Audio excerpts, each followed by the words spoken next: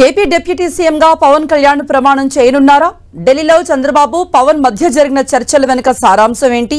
కూటమి గెలుపులో ముఖ్య పాత్ర పోషించిన పవన్ ను తన కేబినెట్ లో చేర్చుకుని కీలక బాధ్యతలు అప్పగించాలని చంద్రబాబు భావిస్తున్నట్టు తెలుస్తోంది. దీనికి పవన్ అంగీకరించింది లేనిది ఇంకా స్పష్టం కావటం లేదు. అయితే చంద్రబాబు ప్రతిపాదనపై పార్టీ నేతలతో చర్చించి నిర్ణయం తీసుకోవాలని పవన్ భావిస్తున్నట్టు చెబుతున్నారు.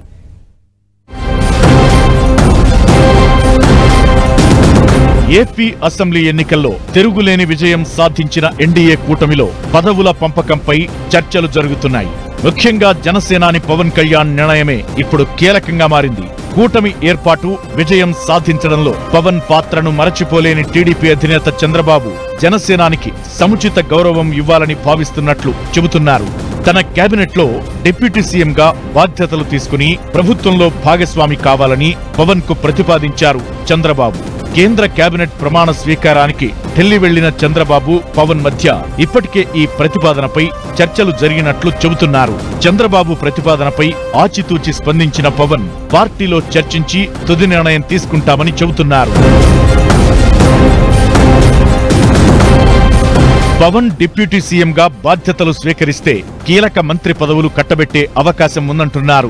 రాష్ట్ర పునర్నిర్మాణంతో పాటు అమరావతి అభివృద్ధి, నిరుద్యోగ సమస్య రూపుమాపడం వంటి చాలా అంశాల్లో టీడీపీ అధినేత చంద్రబాబు జనసేనాని మధ్య సారూప్యత ఉంది.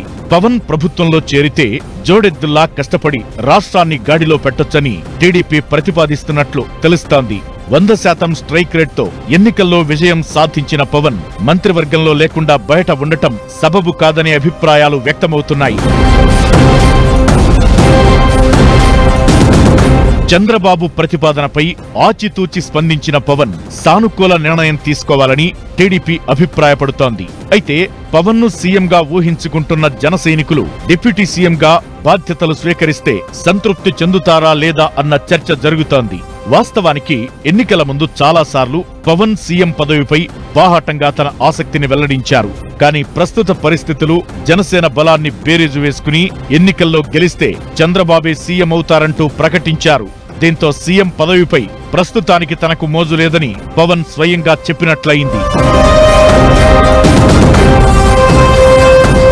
చంద్రబాబు ప్రభుత్వంలో ఉప ముఖ్యమంత్రులుగా గతంలో నిమ్మకాయల చినరాజప్ప, కేఈ కృష్ణమూర్తి ఉండేవారు. ఇప్పటి వరకు 3 సార్లు సీఎంగా పనిచేసిన చంద్రబాబు 2014 ఎన్నికల్లో హామీ ఇచ్చిన విధంగా బీసీల నుంచి ఒకరిని, కాపుల కోటాలో మరొకరిని డిప్యూటీ సీఎం చేస్తామని హామీ ఇచ్చారు. అయితే ఈసారి ఎన్నికల్లో అలాంటి హామీ ఇవ్వలేదు. పవన్ ను దృష్టిలో పెట్టుకుని ఆయనకు ప్రాధాన్యం ఉండేలా డిప్యూటీగా మరెవరికీ ఛాన్స్ ఇవ్వకూడదని చంద్రబాబు నిర్ణయించినందునే ఎన్నికల్లో హామీ ఇవ్వలేదని చెబుతున్నాయి టీడీపీ వర్గాలు.